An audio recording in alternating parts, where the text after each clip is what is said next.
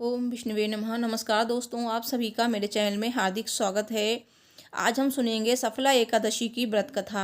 सफला एकादशी का व्रत पौष मास के कृष्ण पक्ष की एकादशी को किया जाता है।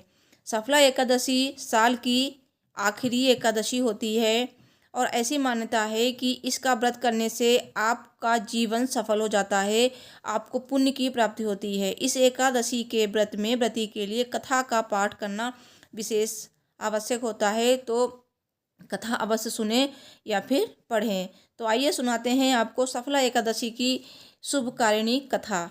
सब बोलिए भगवान विष्णु जी की जय, माता लक्ष्मी की जय, माता एकादशी की जय।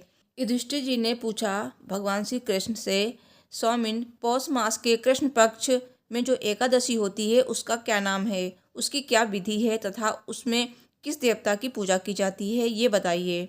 भगवान श्री कृष्ण जी कहते हैं, राजेंद्र, बड़ी बड़ी दक्षिणा वाले यज्ञों से भी मुझे उतना संतोष नहीं होता है जितना एकादशी व्रत के अनुष्ठान से होता है। पौष मास के कृष्ण पक्ष में सफला नाम की एकादशी होती है। उस दिन विधि पूर्वक भगवान नारायण की पूजा करनी चाहिए। जैसे नागों में शेषनाग, पक्षियों में गरुड़ तथा देवताओं में श्री विष्णु जी श्रेष्ठ हैं, उसी प्रकार संपूर्ण व्रतों में एकादशी तिथि श्रेष्ठ है। राजन, सफला एकादशी को नाम मंत्रों का उच्चारण करके नारियल के फल, सुपारी, बिजौरा तथा जमीरा, नींबू, अनार, सुंदर, आंवला, लौंग, बेर तथा विशेषता आम के फलों और धूप दीप से श्री हरि का पूजन करें। सफला एकादशी को विशेष रूप से दीपदान करना चाहिए। रात को वैष्णव पुरुषों के साथ जागरण करना चाहिए। जागरण करने वाले को जिस फल की प्राप्ति होती है वो हजारों वर्ष तपस्या करने से भी नहीं मिलता। नृपश्रेष्ठ, अब सफला एकादशी की शुभकारिणी कथा सुनो। चंपावती नाम से विख्यात एक पुरी है जो कभी राजा महिष्मत की राजधानी थी। राजा ऋषि महिष्मत के 5 पुत्र थे। उनमें जो श्रेष्ठ था वो सदा पाप कर्म में ही लगा रहता था, पर स्त्रीगामी और वैश्यासक्त था। उसने पिता के धन को पाप कर्म में ही खर्च किया।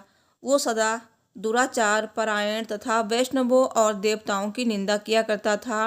अपने पुत्र को ऐसा पापाचारी देखकर राजा महिष्मत ने राजकुमारों में उसका नाम लुम्भक रख दिया। फिर पिता और भाइयों ने मिलकर उसे राज्य से बाहर निकाल दिया।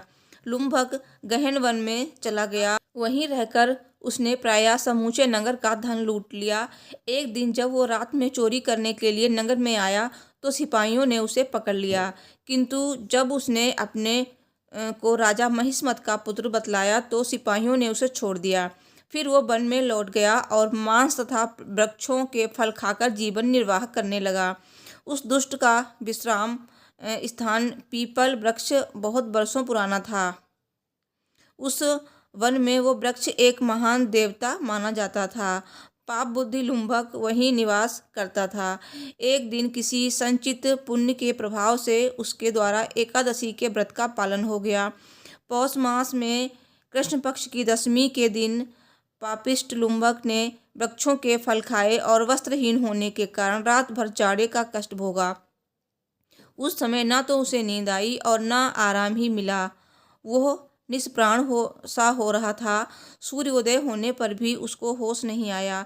सफला एकादशी के दिन भी लुम्भक बेहोश पड़ा रहा। दोपहर होने पर उसे चेतना प्राप्त हुई। फिर इधर उधर दृष्टि डालकर वो आसन से उठा और लंगड़े की भांति लड़खड़ाता हुआ वन के भीतर गया।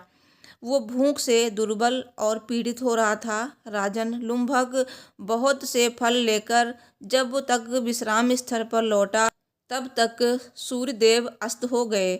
तब उसने उस पीपल वृक्ष की जड़ में बहुत से फल निवेदन करते हुए कहा, इन फलों से लक्ष्मीपति भगवान विष्णु संतुष्ट हों। यूँ कहकर लुम्भक ने रात भर नींद नहीं ली। इस प्रकार अनायास ही उसने इस व्रत का पालन कर लिया। उस समय सहसा आकाशवाणी हुई, राजकुमार, तुम सफला एकादशी के प्रसाद से राज्य और पुत्र प्राप्त करोगे। बहुत अच्छा कहकर उसने वह वरदान स्वीकार किया। इसके बाद उसका रूप दिव्य हो गया। तब से उसकी उत्तम बुद्धि भगवान विष्णु के भजन में लग गई। दिव्य आभूषणों से सुशोभित होकर उसने निष्कंटक राज्य प्राप्त किया और 15 वर्षों तक वो उसका संचालन करता रहा। उसको मनोज्ञ नामक पुत्र उत्पन्न हुआ। जब वो बड़ा हुआ तब लुम्भक ने तुरंत ही राज्य की ममता छोड़कर उसे पुत्र को सौंप दिया और वो स्वयं भगवान श्री कृष्ण के समीप चला गया, जहाँ जाकर मनुष्य कभी शोक में नहीं पड़ता। राजन, इस प्रकार जो सफला एकादशी का उत्तम व्रत करता है वो इस लोक में सुख भोग कर मरने के पश्चात मोक्ष को प्राप्त होता है। संसार में वे मनुष्य धन्य हैं जो सफला एकादशी के व्रत में लगे रहते हैं, उन्हीं का जन्म सफल है। महाराज, इसकी महिमा को पढ़ने, सुनने तथा उसके अनुसार आचरण करने से मनुष्य राजसूय यज्ञ का फल पाता है। सब बोलिए भगवान विष्णु जी की जय, माता लक्ष्मी की जय, माता एकादशी की जय। दोस्तों, सफला एकादशी व्रत का पारण कब और कैसे करें ये आपको मेरी नेक्स्ट वीडियो में पता चलेगा। तो वीडियो जल्दी अपलोड होगी, तो इसके लिए चैनल को सब्सक्राइब कर लीजिए, इस वीडियो को लाइक कीजिए। आप सभी को सफला एकादशी की हार्दिक शुभकामनाएं। Thanks for watching. जय माता दी।